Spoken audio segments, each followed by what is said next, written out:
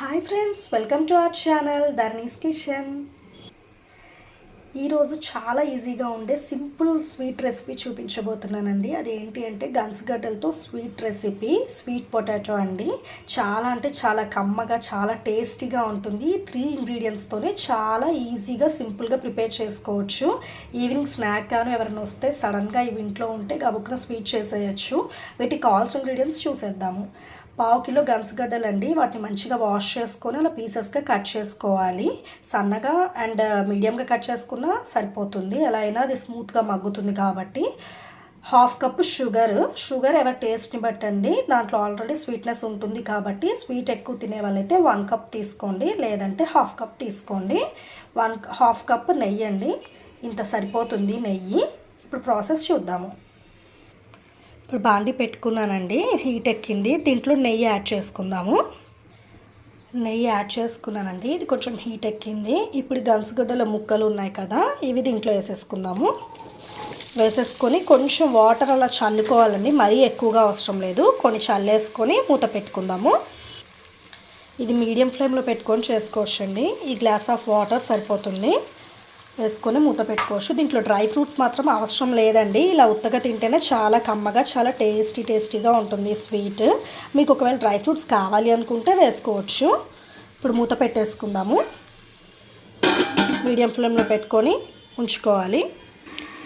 మూత తీసి చూద్దామండి ఒకసారి ఎంతవరకు అయిందో స్వీట్. చూడండి, మగ్గుతుంది. ఇంకొంచెం స్మూత్గా కూడా కావాలి. పిల్లలు దీన్ని సాంబార్లో అలా వేస్తే అంత తొందరగా ఇష్టపడరండి. ఇలా స్వీట్ చేసి పెడితే చాలా ఇష్టంగా తింటారు. ఇది 2 days వరకు ఉంటుందండి ఖచ్చితంగా. నేతితో చేసిన స్వీట్ కదా, 2 days వరకు స్టోర్ ఉంటుంది. రిఫ్రిజిరేటర్లో స్టోర్ చేసుకోవచ్చు. కొంచెం మూత పెట్టేసుకుందాము, కొంచెం మగ్గాలి. మూత తీసి చూద్దామండి ఎంతవరకు అయిందో. చూసారు కదా, స్మూత్గా అయింది. ఇలా పట్టుకుంటే సరిపోతుంది. స్పూన్తో ఇలా అంటే తెలుస్తుంది మనకి. నెయ్యి అంతా కూడా రిలీజ్ అయింది బయటికి.